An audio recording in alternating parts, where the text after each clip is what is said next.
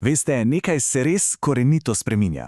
In ne govorimo samo o novih aplikacijah ali pa hitrejšem internetu. Spreminja se nekaj veliko globlega. Sam ideal tega, kaj sploh pomeni uspešno življenje. Poglejmo si skupaj, zakaj nekateri tej dobi pravijo kar digitalna renesansa. No, pa poglejmo tole primerjavo, ker je res dobra.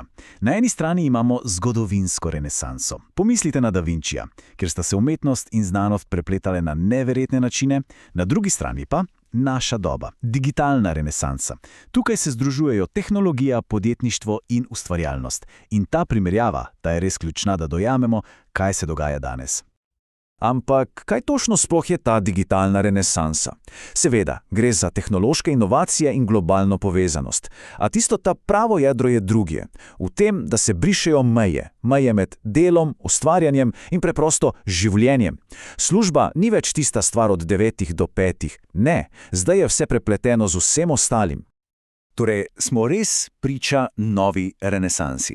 V tem prvem delu si bomo pogledali ta globok kulturni premik, ki se dogaja za našimi zasloni.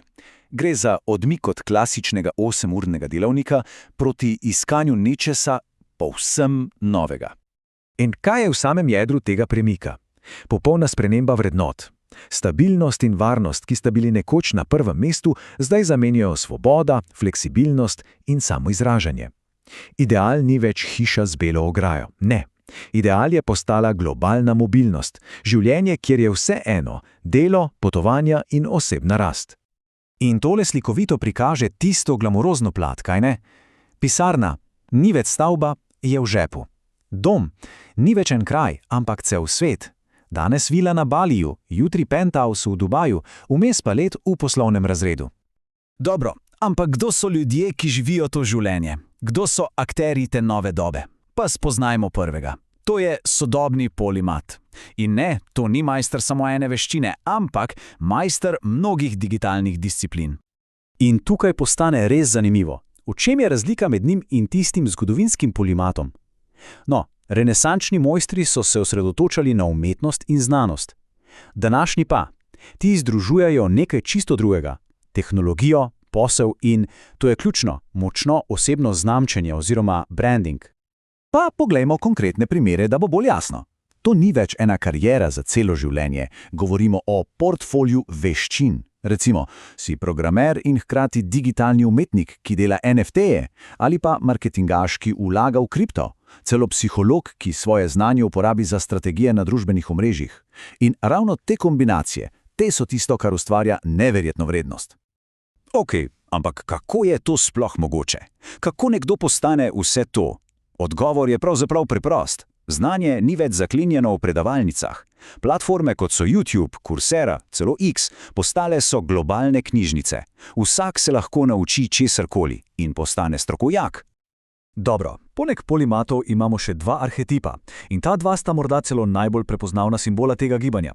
Govorim seveda o kreativcih in digitalnih nomadih, umetnikih in podjetnikih naše globalne vasi.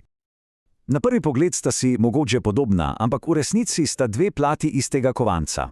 Kreativci, njihov fokus je vsebina, umetnost. Uporabljajo Instagram, NFT-je, AI. Cilj je zgraditi občinstvo. Digitalni nomadi pa so bolj usmerjeni v biznis, forex, dropshipping, njihov cilj je jasen, zgraditi stabilen dohodek. Ampak nekaj pa imata absolutno skupnega in to je revolucija. Oba gradita lastne blagovne znamke. Ne potrebujeta več posrednikov, nobenih galerij, založb, korporacij. Internet jim omogoča, da direktno prideta do svojega občinstva. Sta kovača svoje usode. Sliši se sanjsko, kaj ne? Svoboda, potovanja, ustvarjalnost, ampak tukaj pridemo do preobrata, do paradoksa svobode. Ker se moramo vprašati, je to resnična svoboda, ali pa je vse skupaj samo neka nova bleščeča past. In to nas pripelje do osrednjega, precej provokativnega vprašanja. Je ta nova pot res ultimativna svoboda? Ali pa je ves ta blišč samo zlata kletka? Morda lepša, ampak na koncu dneva še vedno kletka. Tale citat pa bistvo tega paradoksa zadene v nulo. Pravi, da imajo več svobode kot katerakoli generacija prej. Ampak. In ta ampak je ogromen. Podvrženi so non-stop pritisku globalne konkurence. Povedano po domače, seveda si svoboden, da delaš 20 in 4/7, ker če ne boš ti, bo nekdo na drugi strani sveta.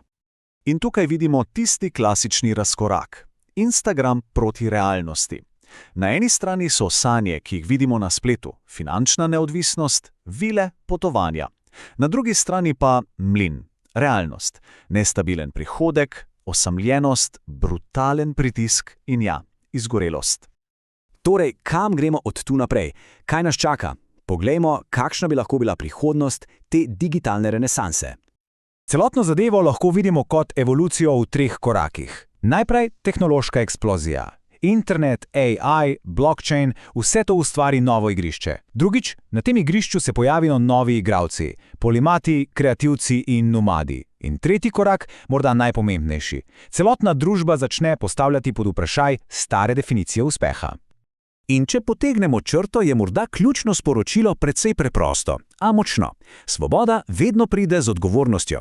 Ta novi svet ne ponuja samo priložnosti, prinaša ogromno osebno odgovornost. Svoboda, kot vidimo, ni zastonj, zahteva disciplino, trdo delo in včasih brutalno iskrenost do samega sebe. Za konec pa še eno vprašanje za razmislek, ki ostaja odprto. Je ta digitalna renesansa, o kateri smo govorili, prihodnost le za peščico izbrancev, neka nova elita, ali pa je to morda res zametek prihodnosti, ki bo nekoč dosegljiva vsem?